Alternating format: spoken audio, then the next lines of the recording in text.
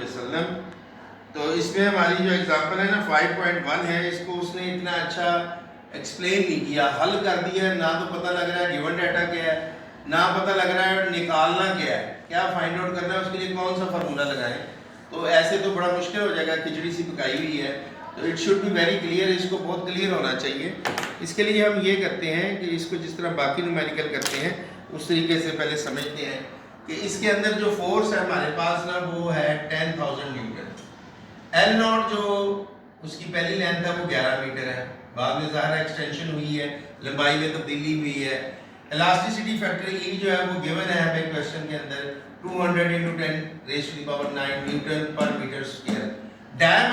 Diameter जो है ना वो 12 मिलीमीटर है। इससे आप रेडियस पर आएंगे क्योंकि आर जो होता है ना ये बराबर होता है d/2, उसको हाफ कर दिया तो 6 मिलीमीटर आ गया। अब मिलीमीटरों को मीटर में लेके जाना है।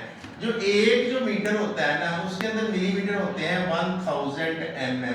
तो 1 mm उसका 1000वां हिस्सा हुआ, 1/1000 हुआ, तो गोया 10⁻³ मीटर ये 1 mm के बराबर आता है अगर हम देखें तो हमने ये इसकी जगह कर लिया जी।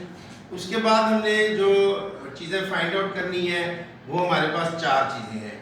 एक हमने एरिया सबसे पहले निकालना है, πr² का फॉर्मूला लगाएंगे। फिर हमने स्ट्रेस निकालनी है, 3 साइन ऑफ इंटरोगेशन। फिर हमने स्ट्रेन निकालनी। लास्ट में हमने जो increase in length and change in length del L find out करना। 4 चीज़ें जो हमने निकाली। हम इसके लिए पहले एरिया का फॉर्मूला लगाएंगे।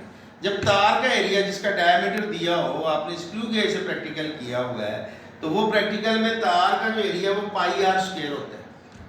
पाई की जो वैल्यू है 22/7 या 3.14 होती है। और r जो आपने यहाँ निकाला है इसका ले लें आप स्क्वायर। स्क्वायर का मतलब 2 टाइम्स 6 × 6 और 10⁻³ × 10⁻³ वो 10⁻6 हो गया। सबको मल्टीप्लाई किया तो ये आ गया 113.04 × 10⁻6 मीटर स्क्वायर। एरिया का यूनिट स्क्वायर में आ जाएगा। एरिया निकला है। एरिया निकालने के बाद आप आ जाएंगे स्ट्रेस निकालने के लिए। स्ट्रेस के लिए आप इस तरफ आए, बोर्ड पे मैंने इधर की है। स्ट्रेस होती है 9th में डेफिनेशन पढ़ी है, force per unit area. Force को एरिया पे डिवाइड करें। फोर्स हमें गिवन है 10,000, एरिया हम अभी निकाल के हटे 113.04 10⁻, ये ऊपर जाके 10⁻6 प्लस हो जाएगा। Just you have to divide 10,000 over 113.04, you will get here 88.46 10⁻⁶. Now put the unit of the stress which is equal to pressure is Newton per meter square। ये भी हमारा बॉक्स हो गया। स्ट्रेस भी हम कर चुके हैं, स्ट्रेस यहाँ से होगी। अब आ जाएंगे आप स्ट्रेन के ऊपर। हमने स्ट्रेन निकालनी है। स्ट्रेन के लिए हमारे पास जो फार्मूला है वो यूं है कि जो टेंसाइल स्ट्रेन है वो बराबर होगी हमारे पास del L/L0। इससे पहले एक इक्वेशन हमने ये भी पढ़ी थी जो इलास्टिसिटी की है, वो ये है, क्योंकि ये पार्ट डी है, हमने ए में अगर जाना है तो हमारे पास जो स्ट्रेन है ए निकालने के लिए हम इलास्टिसिटी का फार्मूला बना रहे हैं, स्ट्रेस ओवर स्ट्रेन। उसके अंदर से अगर हम स्ट्रेन निकालते हैं तो क्रॉस मल्टीप्लाई कर देंगे। इसके नीचे जिसके कुछ ना हो तो 1 होता है, क्रॉस मल्टीप्लाई कर दिया, ई इधर आ गया, स्ट्रेस ऊपर चला गया। स्ट्रेस जो आपने अभी निकाला था उसको इस्तेमाल कर लें, 88.46 10⁻⁶। और जो हमारे पास ई की वैल्यू गिवन है न्यूमेरिकल में 200 × 10⁹, उस पर डिवाइड कर दिया। दोनों ratio between similar quantities does not have any unit always. यहाँ भी रेशियो सिमिलर क्वांटिटीज है, न्यूटन पर मीटर स्क्वायर न्यूटन वो कैंसिल हो गए। बाकी जस्ट मैथ है। 10⁻9 में से 10⁻6 गया तो 10⁻³ आ गया। 88.46 को 200 में डिवाइड करते हैं, यू विल गेट हियर 0.4423।